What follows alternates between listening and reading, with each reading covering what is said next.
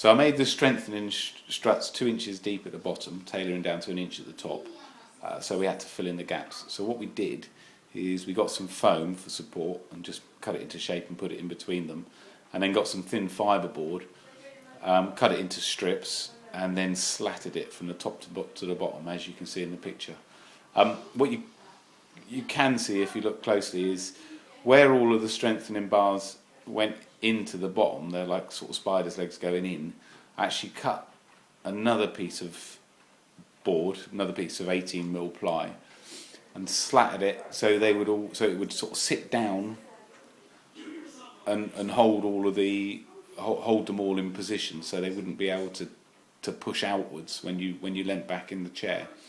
What I also did is, where I'd originally cut the front, it was all kind of guesswork while we were doing it, I lost too much height, so I had to, I used a router, and I just cut the whole of the base from the inside down as far as I could go. So if you imagine the wheels, the base is bolted at the bottom to a bit of 18mm ply, and then we had the bit on top of that which I've just put in, which strengthened up the strengthening bars. I routed everything else that was above that level down, and then cut the front flat on the front down to that level as well, just trying to get as much height as possible. In hindsight, you'd probably be better off, as when you're making the vertical bars, is to make every sort of third or fourth one out of thicker 18mm ply rather than the 9mm ply, and then you possibly wouldn't have to worry about putting in these strengthening bars afterwards. It might give you, it might be easier to do it that way, or probably more complicated to do it that way in the first instance, but saves you having to do this afterwards. So once we'd done that, we had to clad out the inside, so we had something to fix the cushions to.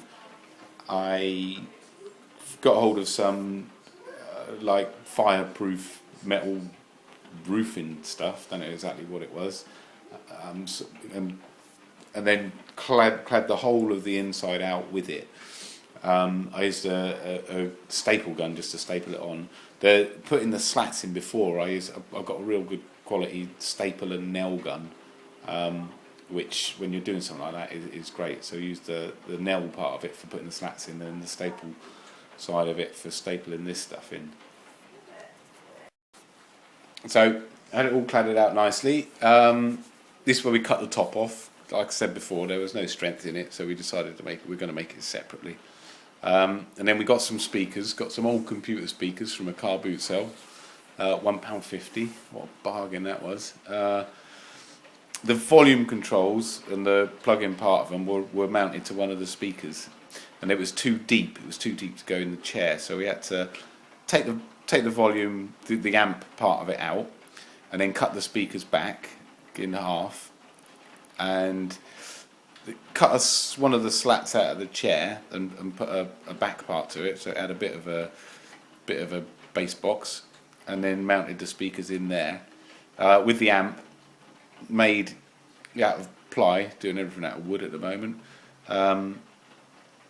Made a little box, drilled a couple of holes in the top so the volume and the on-off switch could come out of the top, and then just covered it in a bit of black material. I'm going to change this when we get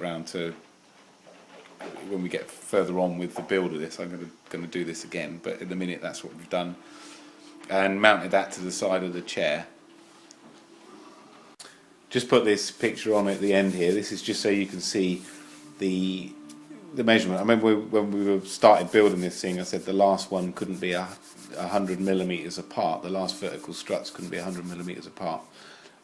It's just to give you a visual sort of look at what measurement we actually got from ours between the last strut and the front of the seat as well.